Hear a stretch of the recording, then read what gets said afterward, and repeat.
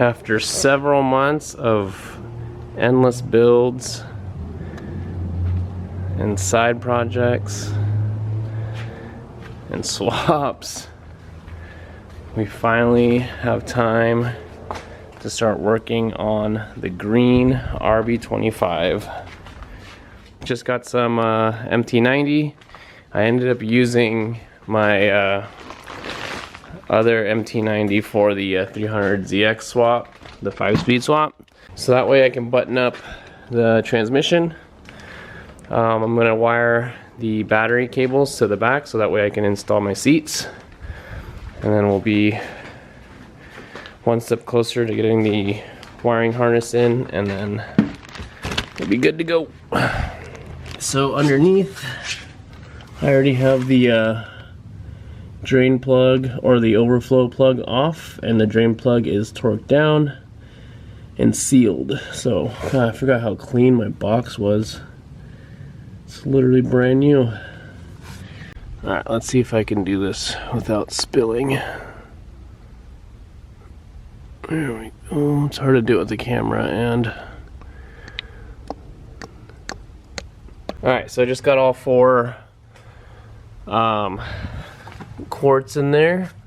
Kind of scared me a little bit because I didn't hear anything draining yet. So I was like, wow, maybe it is a little bit more than 4 quarts. It said like 3.7 or something. This is the Neo Trans, by the way, so I was thinking maybe it's a little larger, but yeah, it's definitely took a second, but now it's leaking out. But yeah, once that stream gets a little bit lighter, I'll go ahead and cap it off.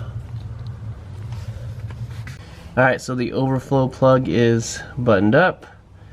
Torque values aren't too high on this. I think it was like 34 foot-pounds or something like that. So everything looks good. This is the amount of oil that came out. So yeah, actually that's about right. 3.7, I would say. I probably should have used a clean bucket so that I could have... Well, I guess I can sift through this, maybe. I don't know. Yeah, I should use a clean bucket, but whatever. Now I can install my actual short shifter. The short shifter that I got, it's kind of like a universal RB SR short shifter. It kind of just like clamps on. It did come with some bolts that unfortunately were too short, so I had to use my own. And I did use Loctite. And now I can get the boot on and button up my transmission area, and we can finally route the battery cables just so that way I can get my interior buttoned up. I don't want to have to route the interior cables while I have the seats in because it's just that much harder. So I'm gonna put the Loctite on here, finish up the shifter install, and then yeah, that should be it.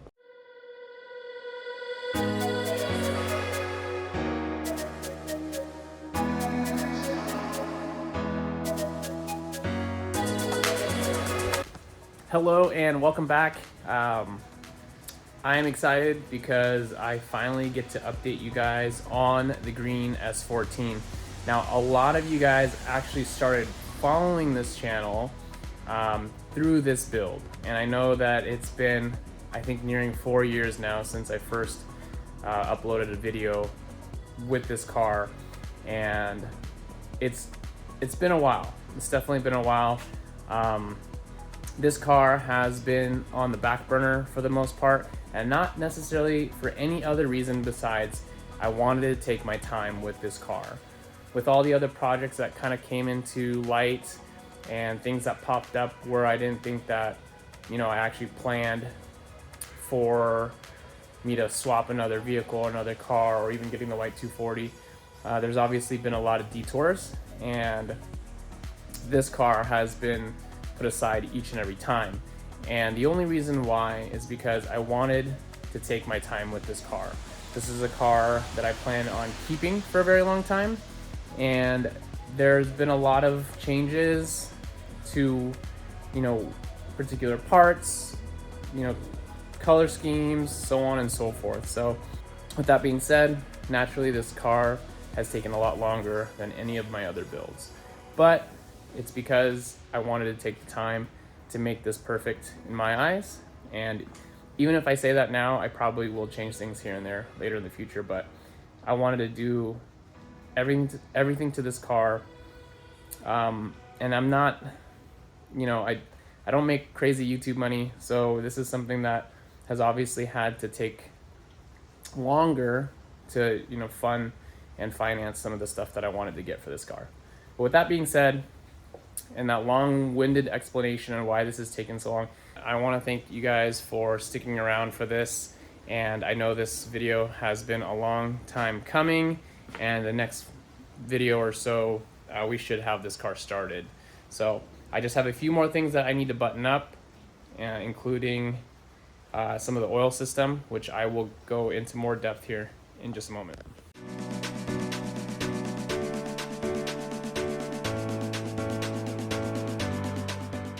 So currently, as it sits, I have pretty much all the wiring done.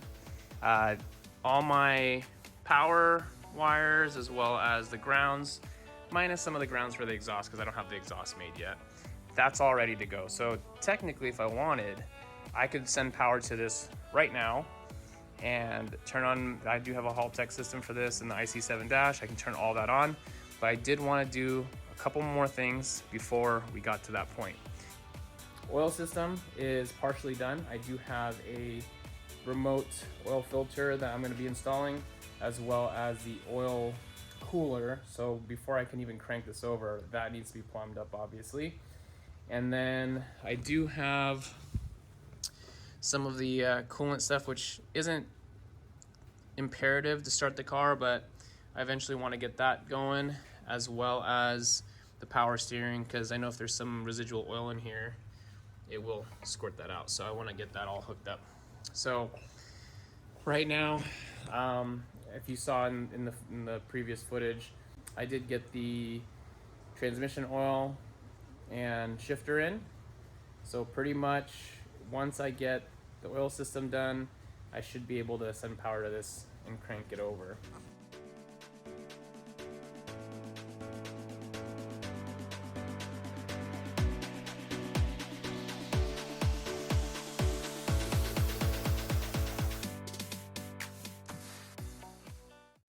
All right, just so you guys can see what I'm working with here, this is the space I have. Trying to get everything all situated. So if this is my sandwich plate, and I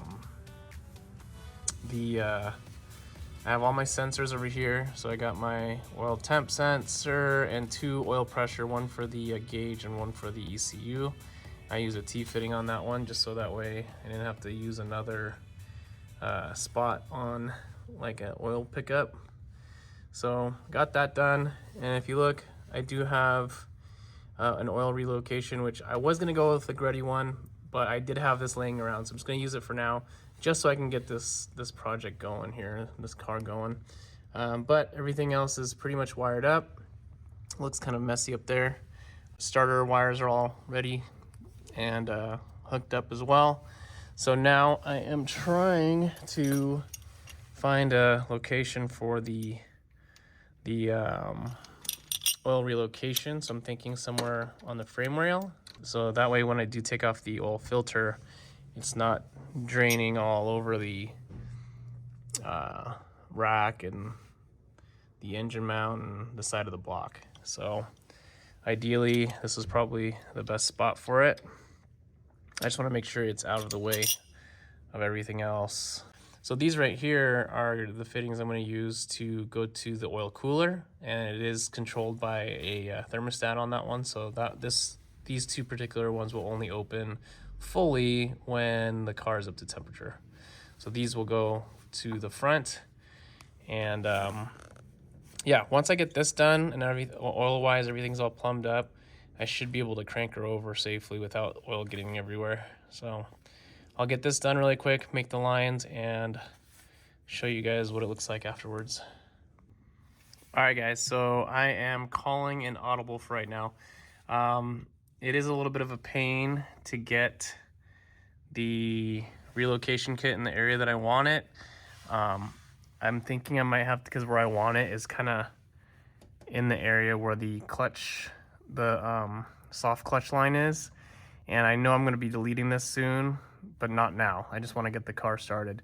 But yeah, I'm gonna run this to the front and it's gonna go underneath here to where the factory, I think that's the windshield washer fluid inside this area right here in this compartment. So I'll remove that, but for now I'm gonna tighten this up so that way I'm at least finished underneath here. All right, so now that the lines are nice and tight in there, now I have to remove the front bumper so I can remove the factory windshield washer fluid reservoir, because I'm going to be cutting into here anyways. And that's where I'm going to mount the oil cooler. For now though, before I take the front bumper off, I did just get, these things are humongous. I have 12 AN lines right here and the fittings so that I can get my catch can set up. I'm not gonna bolt it up just yet, but I just want to get it all ready so that way we can have it kind of set there. And then yeah, once that's, let me show you guys the oil cooler here. And don't mind my bench here. It is ridiculously unorganized, and I'm usually pretty organized, so. All right, so here is my oil cooler. Again, just an eBay oil cooler. I've never had any issues with these guys. I ran them on my drift cars. And yeah, so I plan on most likely running it upside down, depending on the space, but I was thinking I could use maybe one of the brackets under here. I don't know, we'll look at it. But I did get some 45s for this, so that way it's easier to install. And yeah, but since I'm not wanting to be underneath the car right now, I'm gonna go ahead and do this here.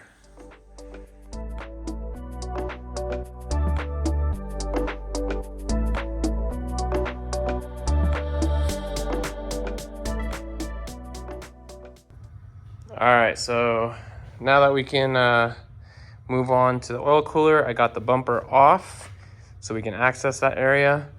There's a bunch of like stuff on the core support here from, it looks like paint, but it's actually like polish. And I will be cleaning this all up. And also the wiring, because the wiring for this looks ridiculous. But anyways, I don't want to get completely sidetracked here. So we do have to remove this washer. Oh gosh, there's a lot of fluid in there. Basically, this is where your intercooler piping is going to go. So I need to remove that.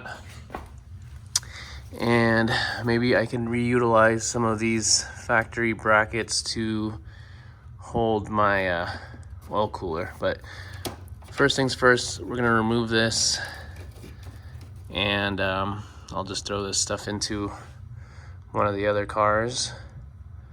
And yeah, let's take this off.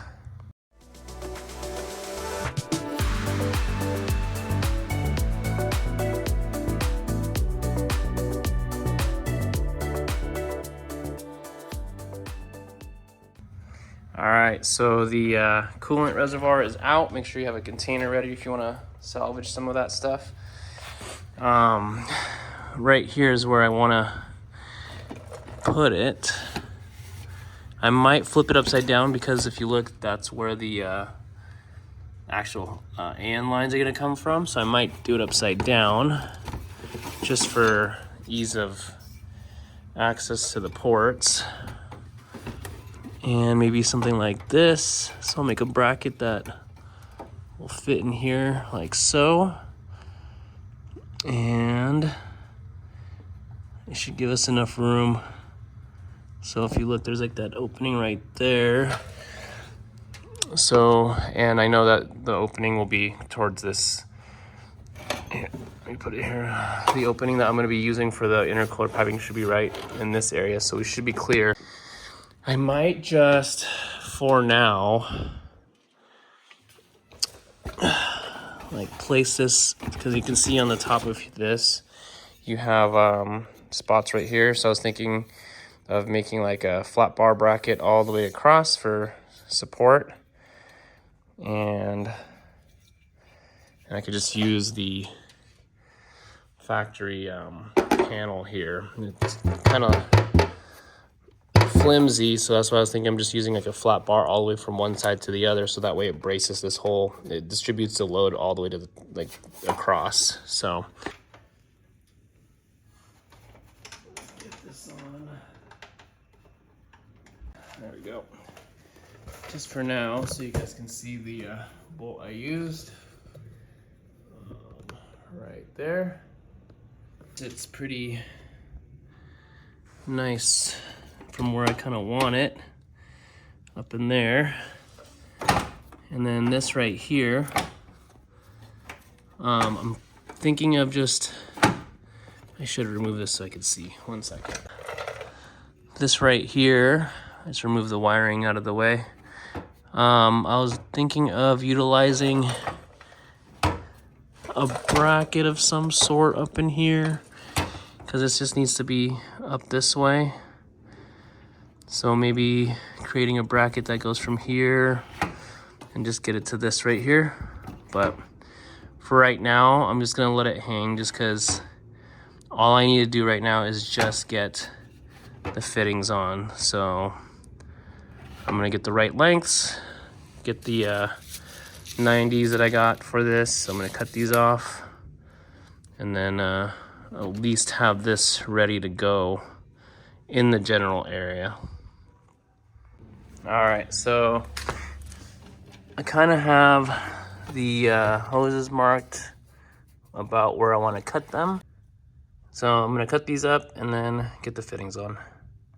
All right, so I got the hoses cut, and I had to cut the other one from up here just because it was easier to reach.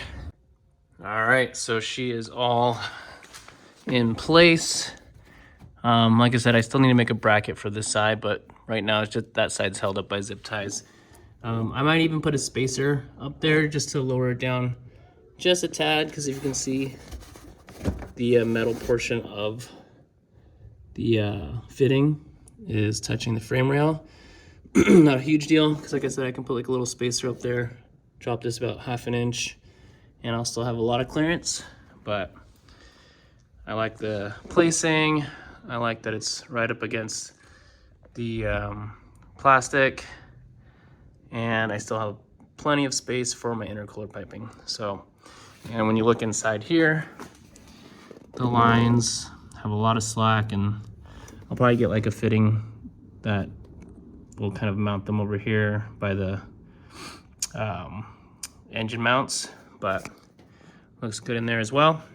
I'm not gonna put the bumper on just yet, because I do have to get my power steering cooler mounted up, and then my pusher fan, just because I don't have space for another puller in here. If you look how tight this is right now. I'm happy that I do have a puller on this side. I've ran it that way with my last RB. And this is where since this is not a dual pass radiator, I don't believe, the majority of the coolant exchange happens on this side, if I'm not mistaken. So having a puller here is ideal. So the pusher is just a secondary. I think when I had my drift car, I only had one fan and it kept it cool. So to have two and just have another one being pusher on this side, and they're both Spall fans, so good output fans, it should be perfect. All right, so now that the oil cooler is done, I decided to do my power steering cooler. Now the reason why I'm running that is because on the stock, I wish I had it, but on the stock power steering, you have an aluminum tube that goes all the way underneath the subframe, close to, I think it's bolted to the subframe, and basically that's what cools down the power steering. The only problem with this motor is the oil pan gets in the way of that, so I had to delete it. Now I want my power steering fluid to still get some type of cooling, so I went ahead and purchased this universal transmission cooler, which is way more efficient than that just single bar. I'm sure it helped, but I think this in the area that's going to be in, which if you notice, I took out I think this is like one of those emissions box, or maybe it's just a secondary filter, I think. So this is found underneath the driver's side fender. And I just took that off, and you'll have these mounting brackets here. I went ahead and just kind of twisted this so that way it mounts perfectly on here. And that is very satisfying.